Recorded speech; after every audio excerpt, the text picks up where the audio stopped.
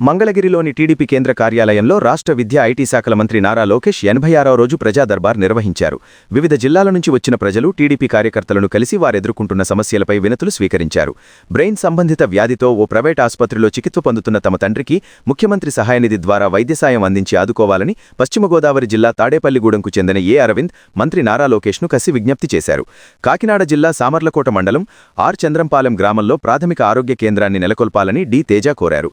అనకాపల్లి జిల్లా మాడుగుల గ్రామంలో ఉన్న మసీదు శిథిలావస్థకు చేరుకుందని, నూతన మసీదు నిర్మాణానికి సాయం అందించాలని జామియా మసీదు కమిటీ సభ్యులు మంత్రి నారా లోకేష్ను కలిసి విజ్ఞప్తి చేశారు. వారసత్వంగా సంక్రమించిన తమ 0.36 ఎకరాల వ్యవసాయ భూమిని ఆన్లైన్లో నమోదు చేయాలని ప్రకాశం జిల్లా జరుగుమల్లి మండలం కేబీ ట్రగుంటకు చెందిన మన్నెపెల్లి రజని విజ్ఞప్తి చేశారు. ఆయా వినతులను పరిశీలించి సమస్యల పరిష్కారానికి కృషి చేస్తామని మంత్రి హామీ ఇచ్చారు. అంతకుముందు సామాజిక అంశాలపై ప్రజల్లో చైతన్యం కలిగించేందుకు హిందూపూర్ నుంచి ప్రజారాజధాని అమరావతి వరకు 713 కిలోమీటర్ల మేర సైకిల్ యాత్ర చేపట్టిన బోయ మంజునాథ్ను పార్టీ కేంద్ర కార్యాలయంలో కలిసి మంత్రి అభినందించారు.